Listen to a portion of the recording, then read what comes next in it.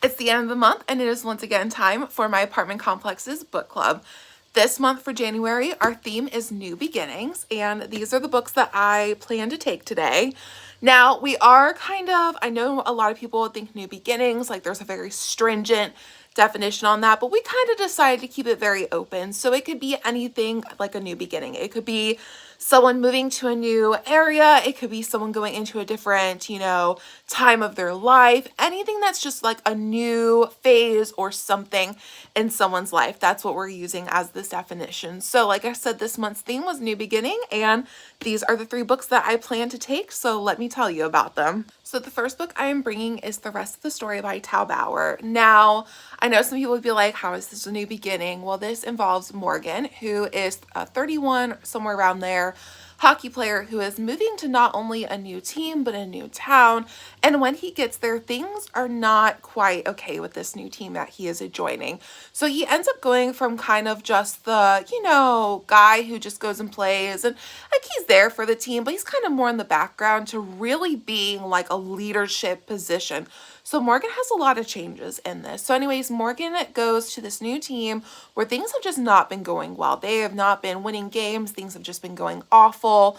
And he gets there and he very quickly realizes that one of the players, the captain, Coates, is basically incredibly abusive to not just the entire team, but most especially to the rookies, especially one rookie in particular, Brody. So when Morgan gets there, he catches one of the practices, sees just how bad things are going from what he's been told, and he stands up to Coates. Now, Coates end up getting taken off the team. And kind of like I said, Morgan really picks up onto this like leadership position. He starts to really help out the rookies. He pairs them up with senior members of the team to kind of help them with that transition. He helps them find housing so that they're closer to senior members of the team. And he really starts to help this team heal from a lot of abuse that they sustained from this old captain and from the old administration of this team. Now, this wouldn't be a Tal Bauer book without romance, and we have the wonderful Shay Darling, who is Morgan's love interest in this book. The two of them, really band together to help out this team, and you really realize that Shay has tried his hardest in the background prior to Morgan coming to really protect everyone on this team as much as he possibly could, like I said, especially Brody. So this is just a huge new beginning for Morgan. Like I said, he moves to a new town, moves to a new team, kind of jumps into this leadership position, and we also still get a amazing amount of hockey. And because it is a Tal Bauer book, a lot of stuff does happen in this book, and you will absolutely be heartbroken and sobbing at the end of this book. So the next book that I am bringing is Under the Whispering Door by TJ Klune. Now, this is very much a different take on New Beginning because this is a new beginning into death. So in this, we follow Wallace, who has recently passed away. He was at his funeral, and now he is kind of at this in-between place, this cafe where he is connected to Hugo, who is kind of his person to help him move on to the afterlife. Now, he is given a week to move on, and he decides, I'm going to live the life I should have been living in this 1 week. Now, Wallace is kind of not the best character. He wasn't a very well liked person when he was alive. We see this in his funeral where not a lot of people showed up. And he just didn't really live a life that was memorable. So he decides that he's going to do that with his last 7 days that he has.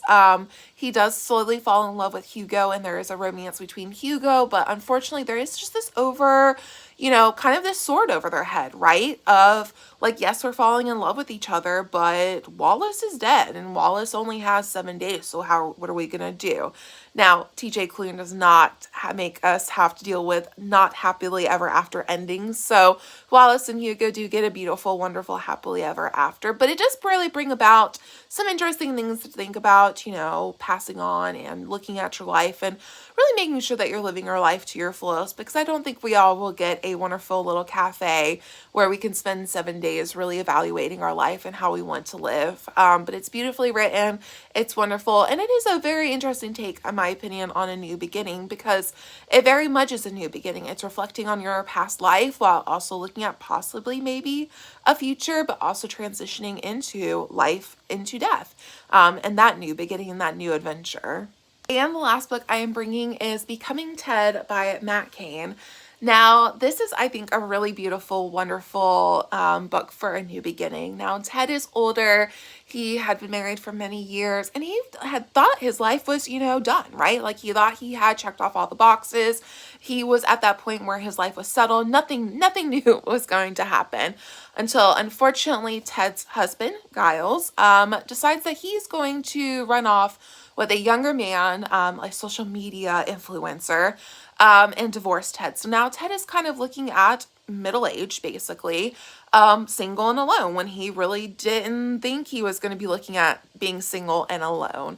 But Ted is not one to sit by and just wallow. And something that Ted has always been really interested in doing and wanting to do is to do drag. And unfortunately, his ex-husband was never very supportive of him doing that.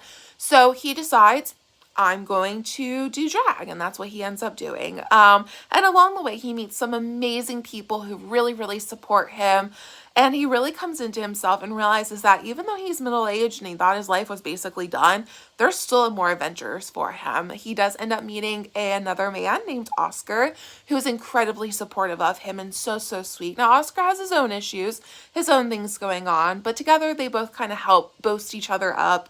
And there's a beautiful, wonderful romance between the two of them. And I think it really helps Ted kind of get over Giles and the kind of heartbreak over what ended up happening. But it's wonderful. I loved all the moments of Ted kind of like figuring out his like drag queen persona and who he wants to be. So this is a beautiful book. I absolutely enjoyed it. And I think it's something that, no matter where you're in your life, if you've ever had a relationship that ended not in a great way, I think you're going to relate to Ted. Or if you're someone in your life, if you're someone like at a point in your life, you realize like, man, there's something I've always really wanted to do, and I've always been hesitant to do it. And then you decide, like, you kind of realize like you're never too old to try new things, right? And I think Ted really shows that in this book. So once again, another amazing book for new beginnings. So like I said, these are the 3 books that I am bringing this month to my apartment complex's book club. I'm very excited to see what everyone else brings and kind of see what other people's takes on new beginnings is. I do already know next month's theme. I think I mentioned it in a previous video that I did actually already plan out the entire year of themes for the book club. So I'm really excited to see what everyone thinks of my themes for this year, as well as what they're going to bring. But tell me, what would you bring if you were going to this book club for new beginnings?